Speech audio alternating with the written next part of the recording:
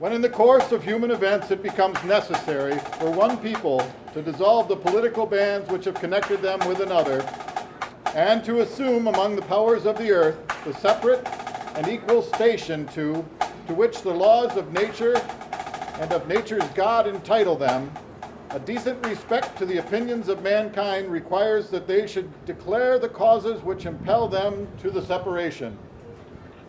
We hold these truths to be self-evident, that all men are created equal, that they are endowed by their Creator with certain unalienable rights, that among these are life, liberty, and the pursuit of happiness, that to secure these rights, governments are instituted among men deriving their just powers from the consent of the governed, that whenever any form of government becomes destructive to these ends, it is the right of the people to alter or to abolish it and to institute new government, laying its foundation on such principles and organizing its powers in such form as to them shall seem most likely to affect their safety and happiness. Prudence, indeed, will dictate that governments long established should not be changed for light and transient causes, and accordingly all experience hath shewn that mankind are more disposed to suffer while evils are sufferable than to right themselves by abolishing the forms to which they are accustomed. But when a long train of abuses and usurpations, pursuing invariably the same object, evinces a design to reduce them under absolute despotism, it is their right, it is their duty to throw off such government and to provide new guards for their future security. Such has been the patient sufferance of these colonies, and such is now the necessity which constrains them to alter their former systems of government. The history of the present King of Great Britain is a history of repeated injuries and usurpations, all having in direct object the establishment of an absolute tyranny over these states. To prove that, let the facts be submitted to a candid world. He has refused to assent to laws the most wholesome and necessary for the public good. He has forbidden his governors to pass laws of immediate and pressing importance unless suspended in their operation till his assent should be obtained. And when so suspended, he has utterly neglected to attend to them. He has refused to pass other laws for the accommodation of large districts of people unless those people would relinquish the right of representation in the legislature, a right inestimable to them and formidable to tyrants only. He has called together legislative bodies at places unusual, uncomfortable, and distant from the depository of their public records, for the sole purpose of fatiguing them into compliance with his measures.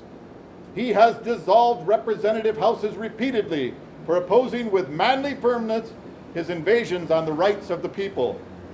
He has refused for a long time, after such dissolutions, to cause others to be elected, whereby the legislative powers, incapable of annihilation, have returned to the people at large for their exercise, the state remaining in the meantime exposed to all the dangers of invasion from without and convulsions within. He has endeavored to prevent the population of these states for that purpose, obstructing the laws for naturalization of foreigners, refusing to pass others to encourage their migrations hither, and raising the conditions of new appropriations of the land. He has obstructed the administration of justice by refusing his assent to laws for establishing judiciary powers. He has made judges dependent on his will alone for the tenure of their offices and the amount and payment of their salaries. He has erected a multitude of new offices and sent hither swarms of officers to harass our people and eat out their sustenance. He has kept among us in times of peace standing armies without the consent of our legislatures. He has affected to render the military independent of and superior to civil power. He has combined with others to subject us to the jurisdiction foreign to our Constitution and unacknowledged by our laws, giving his assent to their acts of pretended legislation, for quartering large bodies of armed troops among us, for protecting them by mock trial from punishment for any murders which they should commit, or the inhabitants of these states, for cutting off our trade with all parts of the world, for imposing taxes on us without our consent, for depriving us in many cases of the benefits of trial by jury, for transporting us beyond seas to be tried for pretended offenses, for abolishing the free system of English laws in a neighboring province, establishing therein an arbitrary government, and enlarging its boundaries so as to render it at once an example and fit instrument for introducing the same absolute rule into these colonies, for taking away our charters, abolishing our most valuable laws, and altering fundamentally the forms of our government, for suspending our own legislatures and declaring themselves invested with power to legislate for us in all cases whatsoever. He has abdicated government here by declaring us out of his protection and waging war against us. He has plundered our seas, ravaged our coasts, burnt our towns, and destroyed the lives of our people. He is at this time transporting large armies of foreign mercenaries to complete the works of death,